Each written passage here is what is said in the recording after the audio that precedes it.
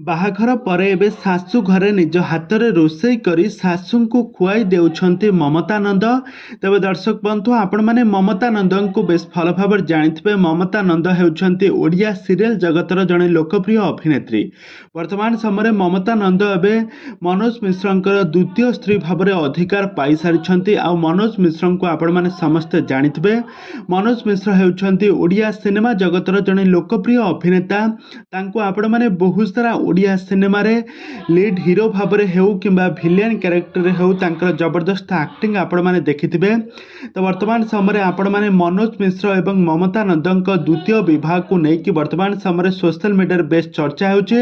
ଆଉ ମନୋଜ ମିଶ୍ର ଆପଣମାନେ ସମସ୍ତେ ଜାଣିଥିବେ, ମନୋଜ ମିଶ୍ର ତାଙ୍କର ପ୍ରଥମ ସ୍ତ୍ରୀ ମଧ୍ୟ ଥିଲେ। ତାଙ୍କ ନାଁ ହେଉଛି ମାନା ମିଶ୍ର। ତ ମାନା ମିଶ୍ରଙ୍କୁ ଅଲଗା ହୋଇ ଏବେ ସେ ମମତାନନ୍ଦଙ୍କୁ ବିବାହ କରିଛନ୍ତି। ଆଉ ଯାହା ମାନା ମିଶ୍ର ବର୍ତ୍ତମାନ ସମୟରେ ଯାହା ସୋସିଆଲ ମିଡ଼ିଆରେ ଜଣାଇଛନ୍ତି କି ସେ 2004 ମସିହାରେ ମାନା ମିଶ୍ରଙ୍କୁ ବିବାହ କରିଥିଲେ। ଆଉ ତାଙ୍କର ଗୋଟିଏ 16 ବର୍ଷର ଝିଅ ମଧ୍ୟ ରହିଛନ୍ତି। ଆଉ 16 ବର୍ଷର ଝିଅ ମଧ୍ୟ ଥାଇ ମଧ୍ୟ ମନୋଜ ମିଶ୍ର ତାଙ୍କୁ 2016 ମସିହାରେ ଡିଭୋର୍ସ ଫାଇଲ ଅପିଲ କରିଥିଲେ। ଆଉ ବର୍ତ୍ତମାନ ସମୟରେ ତାଙ୍କର ଡିଭୋର୍ସ ହେବା ପରେ ସେ ଏବେ ତାଙ୍କ ମମତାନନ୍ଦଙ୍କୁ ବିବାହ କରିଛନ୍ତି। ଆଉ ମନୋଜ ମିଶ୍ରଙ୍କ ପ୍ରଥମ ସ୍ତ୍ରୀ ମାନା ମିଶ୍ର ମଧ୍ୟ କହିଥିଲେ କି ସେ ଜଣେ ଓଡ଼ିଆ ଟେଲି ଅଭିନେତ୍ରୀଙ୍କୁ ବିବାହ କରିବା ପାଇଁ ତାଙ୍କୁ ଭଲ ପାଉଛନ୍ତି ଆଉ ତାଙ୍କ ସହିତ ଲିଭିଂ ରିଲେସନସିପ୍ରେ ରହୁଛନ୍ତି।